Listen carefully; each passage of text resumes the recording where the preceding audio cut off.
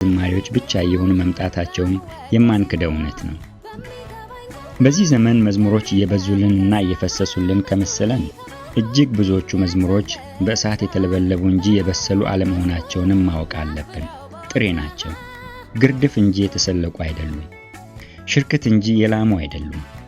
እንደ መልካ ወንዝ ያሉ ናቸው እንጂ ጥልቀት የላቸውም።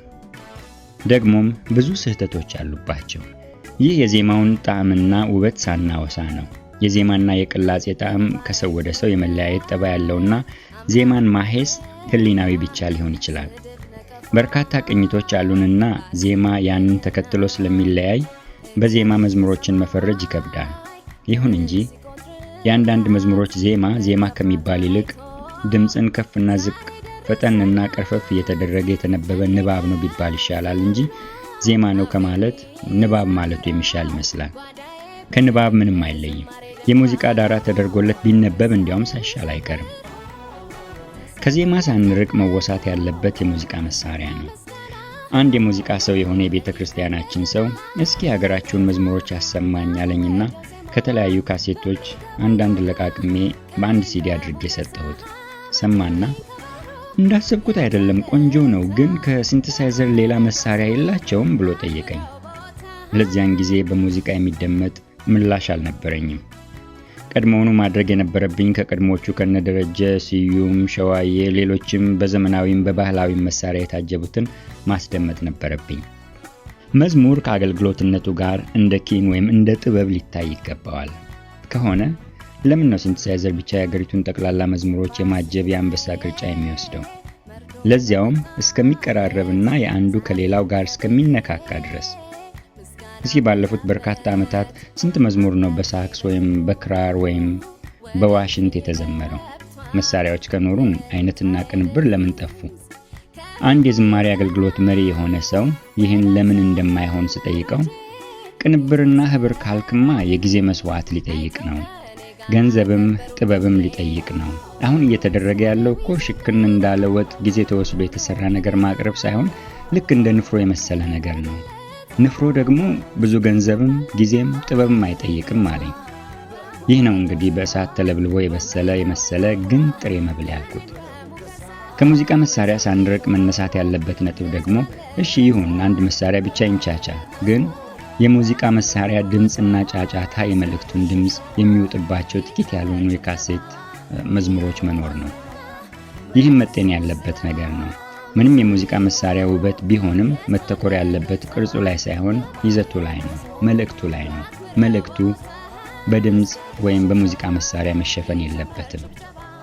የጥንቶቹን ያየኛል ወይ እጓዛለሁ በሰማይ ብርሃን ጮራ፣ ኮብልላ ነበረች ነፍሴ ከእግዚአብሔር መንገድ፣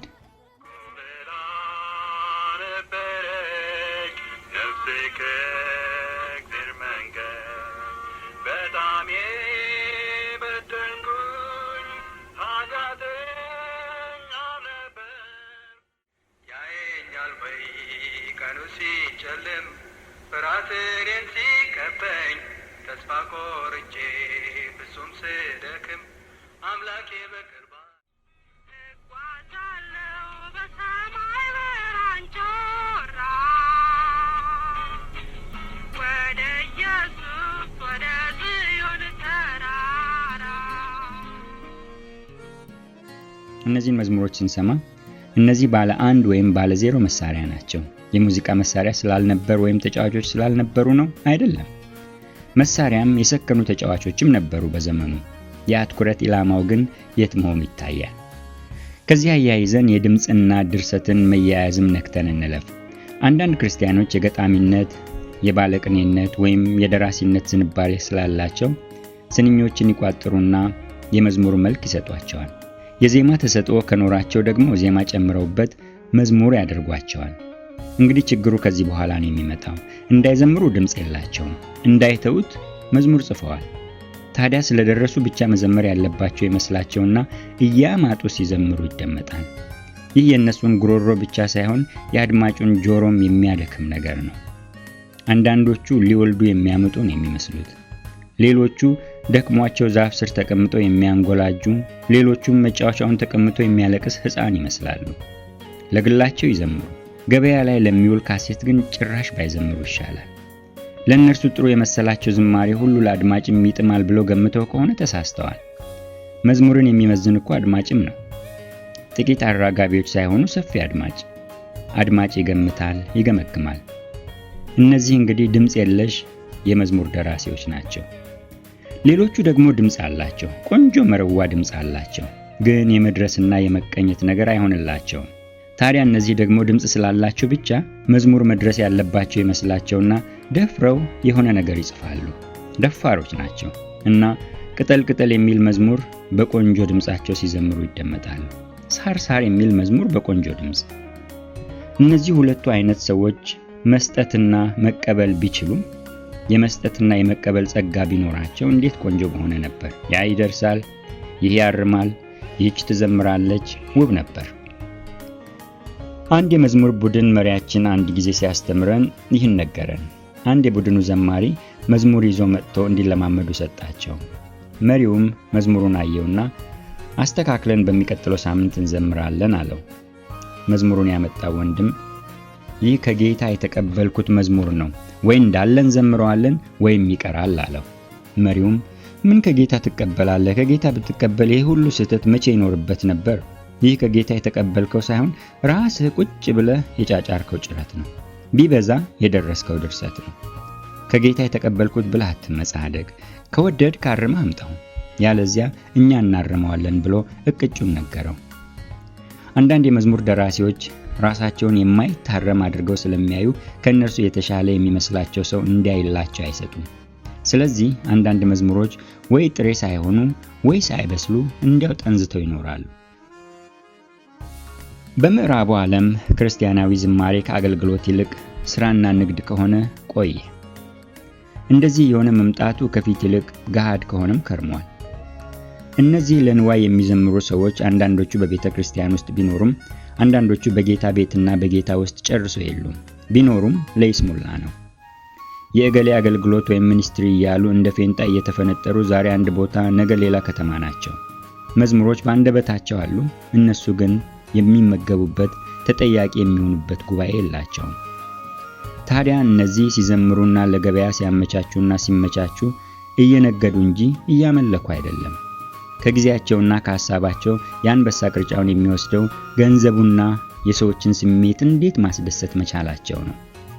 ብዙዎች የዝማሬውን አገልግሎት መኖሪያ እስኪያደርጉት ድረስና የአገልግሎትነቱ ጣዕም እስኪጠፋ አድርሰውታል። የቡድን ከሆነም ሽኩቻና ግጭቶችም ይታያሉ። ከዚህ በላይ ደግሞ እነዚህ ሰዎች በቤተ ክርስቲያን ጥላ ስር ስላይደሉም፣ መጋቢ የላቸው፣ በስልጣን ስራ አይደሉም፣ ለአመላለስና ለአኗኗራቸው ተጠያቂነት የላቸው፣ በአለሌነት ዘመናቸውን ይገፋሉ። በምዕራቡ ዓለም ዘመነኞቹ መዝሙሮች በቤተ ክርስቲያን አምልኮ ከተዘመሩ የባለቤትነት ዋጋ ወይም ሮያልቲ ፊ ለዝማሬው ደራሲዎች እንዲከፈል ሕግ አስገድዷል። ያለዚያ መዝሙሬን ዘመሩብኝ በጉባኤ ብሎ ነገዱብኝ፣ ያተረፉብኝ ብሎ መክሰስ ይችላሉ። እንዲህ ሲሉ ራሳቸው ነጋዴና አትራፊ መሆናቸውን መመስከራቸው ነው። ክስ የመሰረቱም ጥቂት አይደሉም። ቤተ ክርስቲያንን ነው የሚከሱት። ቅዱሳን የጌታ ስጦታና ለእርሱ ሊሆን በተገባው መስዋዕት የቅዱሳን ባልሆነ ፍርድ ቤትና ፍርድ ሸንጎ ሲገኙ መቼም ያሳፍራል። የክሱና የፍርድ ቤቱ ነገር እስካሁን ጎልቶ ባይታይም የዝማሬ ስራነትና ወይም ሙያነትና ንግድነት በአገራችን ዘማሪዎች ዘንድም ጎላ ብሎ እየታየ ነው። ስራ ወይም ሙያ ስል ከአገልግሎት መለየቴ ሲሆን፣ ንግድ ስልም ከገንዘብና ከትርፍ ጋር ማቆራኘቴ ነው። ንግድ ባለበት ደግሞ አሻጥር አይጠፋም። ባይሆን አሻጥር እንኳ ቢቀር ቀጠንጠን ማድረግና የቶሎ ቶሎ ግርድፍድፍ ያለ ስራ መስራት ይኖራል። ልክ እንደ መርካቶ የመርዶፋ ጂንስ ማለት ነው። ሰማያዊ የካኪ ወይም የመርዶፋ ሱሪ ይሰሩና እላዩ ላይ ራንግለር ብሎ ይሰፉበታል። ገበያ ሲደራ ወጡን መረቅ እንደሚያደርጉት ዛሬ 3 አዲስ መዝሙር ላይ 6 አሮጌ ጨምሮ እገሌ ቁጥር 4 እያሉ መሸጥ ትኩስነቱ የቀረ ልምድ እየሆነ ነው። ይህ የመዝሙር ችርቻሮ በእግረ መንገድ ቀረበ እንጂ የዚህ ዝግጅት ዋና ነጥብ ይህ አይደለም። ሆኖም ለመዝሙሮች ቅጥንጥንና ውሃ እያሉ መምጣት ይህም አስተዋጽኦ ስላለው መነሳት ስላለበት ነው። ማን ለአምልኮ እየታተረ ማን ለገንዘብ እየማሰነ እንደሆነ የሰውን ልብ መመርመር የማይችል ሰው ማወቅ አይችልም። የሚታየውን ግን ለእርማት መናገር አስፈላጊ ነው። እንግዲህ ዜማና ቅላጼ የግለሰብ ጣዕም ከሆነ የዝማሬን ስራነትና ንግድነት የአገልጋዩ ሕሊና ጉዳይ አድርገንም እንተወው ካልን ማተኮር ያለብን አንድ መሪ ጉዳይ የመዝሙሮች ሕጸጽ ወይም ግድፈት ነው። ይህም ማለት የመዝሙሮቹ ይዘትና የይዘቱ ወይም የተሰሩባቸው ነገሮች ስህተት ላይ ይሆናል። ይህንን የይዘት ግድፈት በ3 ዋና ዋና ክፍሎች መድበን እንመለከታለን። እነዚህ 3 ዋና ዋና ነጥቦች አንደኛ ስነ ጽሑፋዊ ውበት፣ ሁለተኛ ቋንቋዊ ይዘት፣ ሶስተኛ መጽሐፍ ቅዱሳዊ አስተምህሮ ናቸው። መጀመሪያ የምንመለከተው ስነ ጽሑፋዊ ውበት የሚለውን ነው። መዝሙር ማለት በዜማ የተቀናበረ የመዝሙሩ ደራሲዎች የቋጠሩት ስንኝና የተቀኙት ቅኔ ነው። በግጥም የተጻፈና በዜማ የተላለፈ መልእክት ነው። የግጥም ጽሑፍን ከስድ ጽሑፍ የተለየ የሚያደርጉት ባህሪያት አሉ። በርካታ ዘማሪዎች ከመዝሙሮቻቸው ሲደመጡ የግጥም ዋና ባህሪ ቤት መምታቱ እንደሚመስላቸው ይስተዋላል። እርግጥ ይህ የግጥም አንድ ባህሪው ነው፣ ዋናው ግን አይደለም። ዋናው የግጥም ጽሑፍ ባህሪ እምቅነት ነው። ግጥሞች ከስድ ጽሑፍ ጋር ሲነጻጸሩ አጫጭርና በጥቂት ቃላትና ሐረጎች ሰፋፊና ጥልቅ ሐሳቦችና እውነቶችን የሚገልጡ ናቸው። እንግዲህ አጭርም ጥቂትም ሆነው ብዙ የመግለጥ አደራ የሚጣልባቸው ከሆኑ ቃላቱ ምርጥና ጠንካራ፣ ገላጭና ስዕላዊ መሆን አለባቸው። ይህ ነው እምቅነት። የግጥም ቃላት ከመደዴ ቃላት ወጣ ያሉ ናቸው። እንዲህ ከሆኑ ታዲያ ጊዜ ተወስዶ ቃላት ከቃላት ጋር ተያይተውና ተነጻጽረው ቀለል ያለው ተንሳፎ ተንገዋሎ ሲቀር ከበድና ኮራ ያለው ምርጥና ጨዋ የሆነው የሚወሰድ መሆን አለበት ማለት ነው። ይህ በየትኛውም ቋንቋ የሚደረግ ስርዓት ነው። ምሳሌያዊ አነጋገሮችና ፈሊጣዊ አባባሎችን ብንወስድ ልክ እንደ ግጥሞችና ቅኔዎች በምርጥና ጥቂት ቃላት ተሰርተው አንዳንዴም ራሳቸውም ግጥም ናቸው፣ ግን ሰፊና ግዙፍ ሐሳብ ወይም ጽንሰ ሐሳብን የሚገልጡ ናቸው። ለምሳሌ ሳይከካ ተቦካ በሁለት ቃላት የተሰራ አጭር ፈሊጥ ነው። በሁለት ቃላት ብቻ ግን ቢተረትሩት ረዝሞ የሚተረተር ሐሳብ አለው። የግጥሞችን የቃላት ምርጥነትና የተሰደረ አሰላለፍ ለማየት ከገጣሚዎች መጻሕፍት አንዱን አንስቶ ማገላበጡ ብቻውን በቂ ነው። ዘማሪዎች ደግሞ ይህን ቢያደርጉ ይረዳቸዋል እንጂ አይጎዳቸውም። ከማውቃቸውና ከማደንቃቸው ገጣሚዎች 1-2 ምሳሌዎችን እንይ። ሁላችን ሯጮች ነን፣ ሁሌ እንሮጣለን ከእንጀራችን ኋላ፣ ምንም አሸንፈን ዋንጫውን ባንበላ። ደረጀ በላይነህ የዕድሜ መንገድ ሯጮች ገጽ 53 ላይ። አንቺ ሰማይ ሆነሽ እኔ መሬት ሆኜ፣ ስፋትሽ ሲሰፋ የኔም ስፋት ሰፍቶ፣ አያስደንቅሽም ሁሌ እየተያዩ መኖር ተለያይቶ። አሁንም ደረጀ በላይነህ የዕድሜ መንገድ ሰማይና ምድር ገጽ 29። ፎክረሻል አሉኝ እኔ እሱን አያርገኝ፣ ስጋውን ላሞራ በትኜ ባልዘራ፣ ነፍሱ በኪሳራ ባትቦን እንዳቧራ፣ እኔ እሱን አያርገኝ። ጣድሽልኝ ይሉኛል ድግስ የመከራ፣ መክረሽማል አሉ ከአማልክቱ ጋራ። ምን ነው የኔን ሁነት እንዲህ ዘነጋሽው፣ ሕይወቴና ሞቴን እንዴት አሳከርሽው? ገዳይ ከናፈቀሽ የሚሞት ፈልጊ ለኑሮ የቀና፣ እኔማ ለምኔ የታለሁኝና። ወንድዬ አሊ ውበትና ሕይወት የታለሁኝና ገጽ 16። በነገራችን ላይ ወንድዬ ገጣሚ ብቻ ሳይሆን የተወደዱ መዝሙሮች ደራሲም ነው። እነ ድንቅ ብርሃን፣ አቤት ጥበብ፣ ኃይሌም ዝማሬም፣ መቃብሩን ፈነቃቀለው፣ ሌሎችም በመቶዎች የሚቆጠሩ ውብ መዝሙሮች ደራሲም ነው። የስንኞቹን ውበት ከነዚህ ከተጠቀሱት መዝሙሮች ብቻ እንኳን ማየት ይቻላል። ወደ ነጥባችን ስንመለስ የግጥም ስነ ጽሑፋዊ ጉልበት ያለው እምቅነቱ ላይ ነው። እምቅነት ደግሞ ከቃላት መካከል በተመረጡ ቃላት ውስጥ የሚገኝ ነገር ነው ብለናል። ከላይ እንዳየነው ሁለተኛው ግጥም ሰማይ፣ ምድር፣ ርቀት፣ መተያየት፣ መለያየት አንድ ላይ ሲለወሱ ቆንጆ ዳቦ የሚጋገርባቸው ቃላት ናቸው። የመጽሐፍ ቅዱስን የራሱን አጻጻፍ ብንወስድ የስድ ጽሑፍም የቅኔ ወይም የግጥሞችም ቅይጥ ነው። ከግጥሞቹ በክምችት የምናገኛቸው መዝሙረ ዳዊት፣ ሰቆቃወ ኤርምያስ እና መኃልየ መኃልይ ውስጥ ነው። ሌሎችም አሉ። እነዚህ የመጽሐፍ ቅዱስ መጽሐፍት ግን ቅኔ ወይም ግጥም ብቻ ሳይሆኑ መዝሙሮችም ጭምር ናቸውና ለዘማሪዎች የተለየ አብነት አላቸው። መኃልየ መኃልይ ማለት መዝሙረ መዝሙር እንደማለት ነው። ሰቆቃወ ኤርምያስ ሰቆቃ ወይም እየየ ነው፣ ሙሾ ነው፣ የሐዘን እንጉርጉሮ። እነዚህ ግጥም ብቻ ሳይሆኑ መዝሙራትም ናቸው። የአይሁድ ስነ ጽሑፍ ግጥም ዋና ጠባይ ከእምቅነት ጋር የሐሳብ አሰላለፍና አፈሳሰስ ነው እንጂ እንደኛ ግጥም የመጨረሻ ቃላት ድምጽ መስማማት ወይም ቤት መምታት አይደለም። ሌላው የአይሁድ ስነ ግጥም ጠባይ ስዕላዊ ገላጭነት ነው። ለዜማ የሚሆን ግጥም ለመግጠም ወይም ቅኔን ለመዝረፍ ቢያንስ 3 ነገሮች ያስፈልጋሉ ይመስለኛል። እነዚህም አንደኛ ስጦታና ተሰጥኦ፣ ሁለተኛ ቋንቋና የቋንቋው ዕውቀት፣ ሶስተኛ ጊዜ። ስጦታና ተሰጥኦ ሲባል ልክ የጸጋ ስጦታ ለመንፈሳዊ አገልግሎት በመንፈስ ቅዱስ አማካይነት እንደሚሰጥ ሁሉ ገጣሚና የቅኔ ሰውም በተፈጥሮ ይህ ዝንባሌ ወይም ተሰጥኦ ያለው ሊሆን ይገባል ማለት ነው። ይህ ማለት ገጣሚ ሁሉ መዝሙር የሚወጣው ቅኔ ይደርሳል ማለት ሳይሆን የመዝሙር ጸሐፊ ወይም ደራሲ ሁሉ ግን የቅኔና ግጥም ተሰጥኦ፣ ዝንባሌ፣ ችሎታ ሊኖረው ይገባል ማለት ነው። ሁለተኛው ቋንቋና ዕውቀት ነው ወይም የቋንቋ ዕውቀት። የዝማሬ ቋንቋን ለብቻው ስለምመለስበት ይህንን ንዑስ ርዕስ የቋንቋ ዕውቀት ልበለው። የመዝሙር ቃላት እምቅነትና ከብዙ ቃላት የተመረጡ መሆን ከኖረባቸው ገጣሚው ማማረጥ እስከሚችል ድረስ የዚያ የሚደርስበት ቋንቋ ዕውቀት ሊኖረው ያስፈልጋል። ያለዚያ ውጤቱ በተራ ብቻ ሳይሆን ከተራም ባነሱ ቃላት የተሰሩ መዝሙሮች ይሆናል። የሚዘመርበት ቋንቋ የግድ አንደኛ ወይም አፍ መፍቻ መሆን አለበት ማለት አይደለም። አንደኛ ቋንቋቸው ያልሆኑ ግን ውብ መልእክት የሚያስተላልፉ ዘማሪዎች አሉን። ከዚህ የሚያያዘው ደግሞ ጥንቃቄ የሚያስፈልገው ነገር ማለት ነው። በቋንቋ ውስጥ ጠልቆ ሄዶ ለአድማጩ እንግዳ የሆኑ ቃላትን ከዚያ ቋንቋ ውስጥ እየፈለቀቁ አውጥቶ መራቀቅም አይደለም።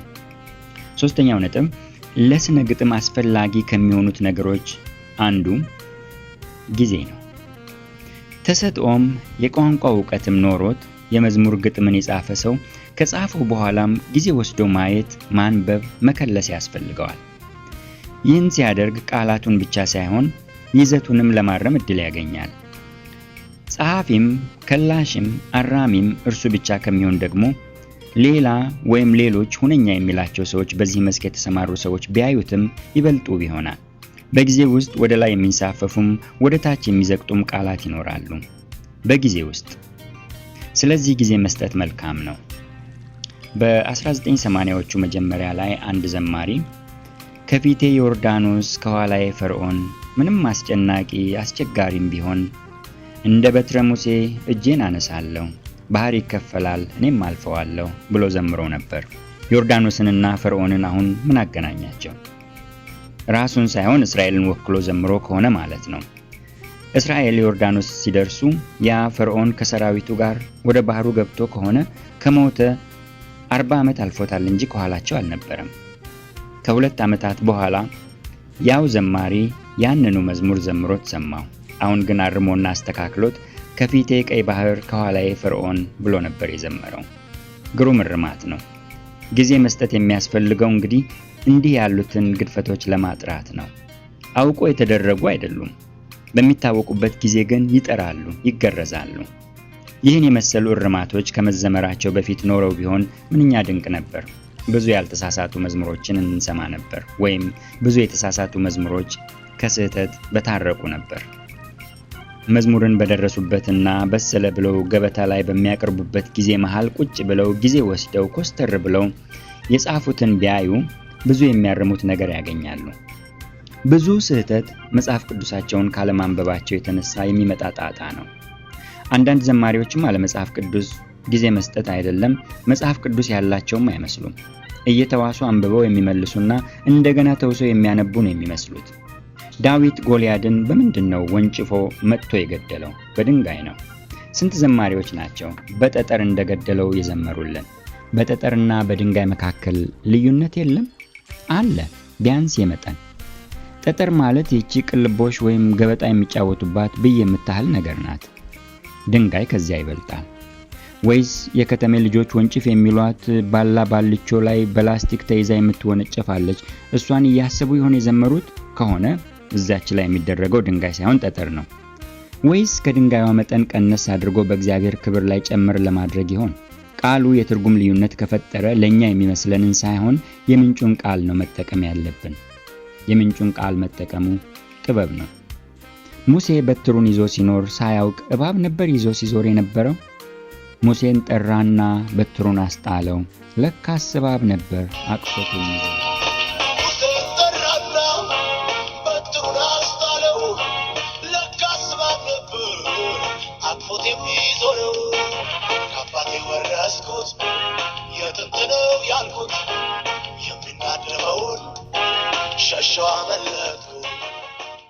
ይህ ዘማሪ መሸሹና ማምለጡን ማወጁ መልካም ሳለ ሙሴን እባብ ተሸክሞ ዘዋሪ ማድረጉ ምንድነው?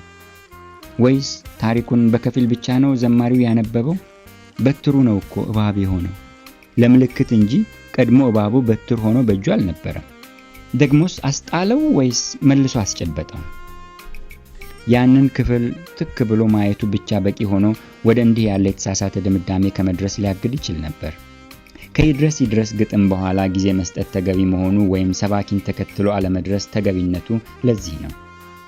እስካሁን የተመለከትነው ዋና ነጥብ ስነ ጽሑፋዊ ውበትን ነው። በውስጡ ንዑሳን ነጥቦች ቢኖሩም ዋናው ሐሳብ የመዝሙር ጽሑፉ ነው።